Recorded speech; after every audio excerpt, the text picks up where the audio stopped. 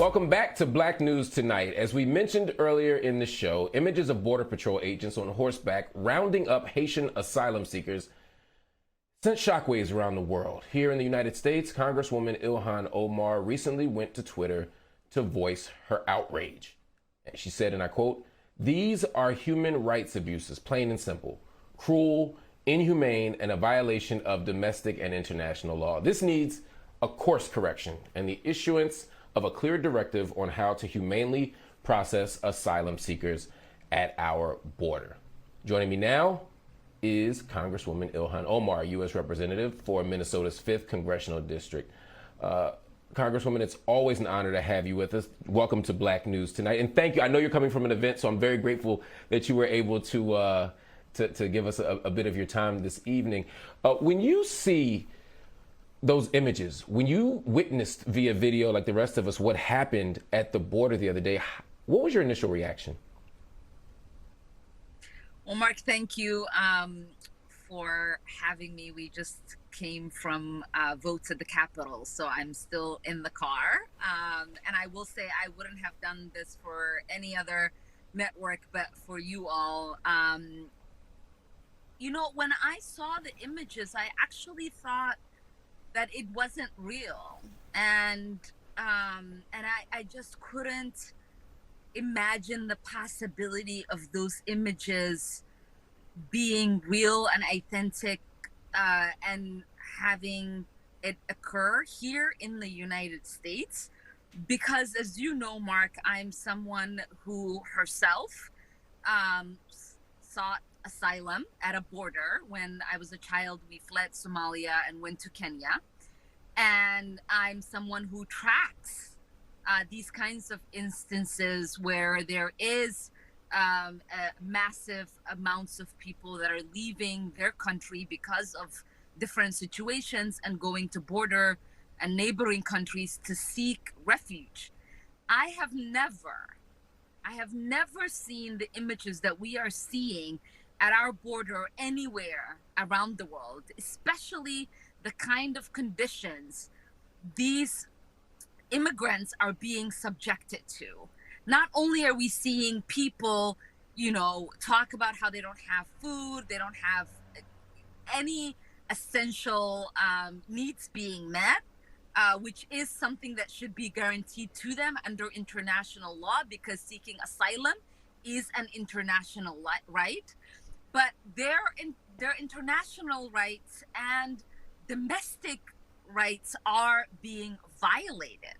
They are currently inside our border. They are not standing outside of our border. So, there are different sort of laws and rules that should apply, making sure that their human rights are being protected.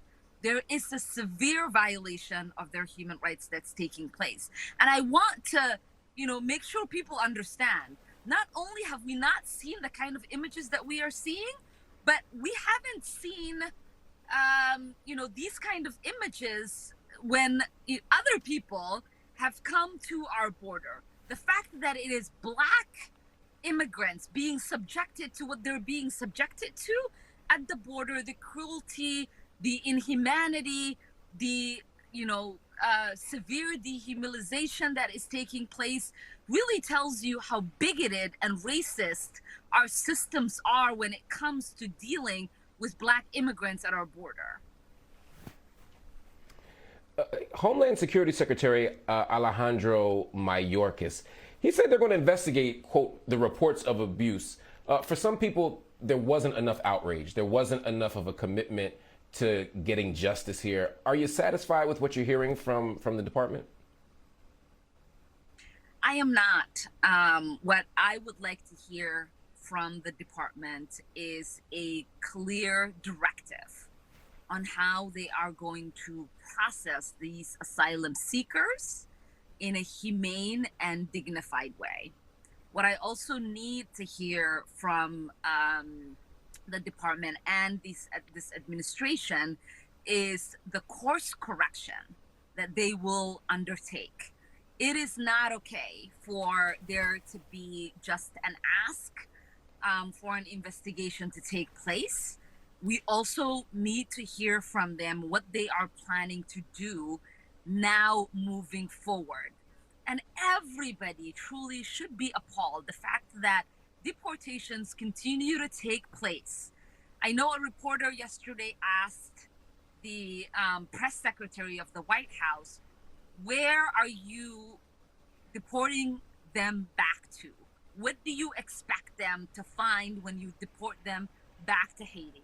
That is the question that should be asked. Haiti has just experienced a national disaster. Haiti has had a crisis after crisis. Haiti is not a place where people who have already experienced trauma should be sent back to. We should be doing everything that we can to stabilize Haiti before we even have a conversation whether people should be sent back there. We want an immigration system that is humane. We want the promises that were made by this administration to be met. And we want for the end to the continuation of the Trump era immigration policies, right? This is not something that we are engaging in with someone who is xenophobic and hateful like the last president was. This is someone who made promises on the ways in which he will deal with asylum seekers at our border, which was in a humane and dignified way. We need to see that happen. My colleagues in the Congressional Black Caucus are having a conversation about what it means for us to go and see the situation with our own eyes and figure out ways in which we need to craft legislation to address this. This is not okay. This is not normal. This should not be minimized, and everyone involved should be ashamed of themselves. Would it be accurate to say that the Biden administration has broken its promise with regard to immigration? Certainly, this is worse than a broken promise. This is truly reneging and doing the opposite of what you said you would do.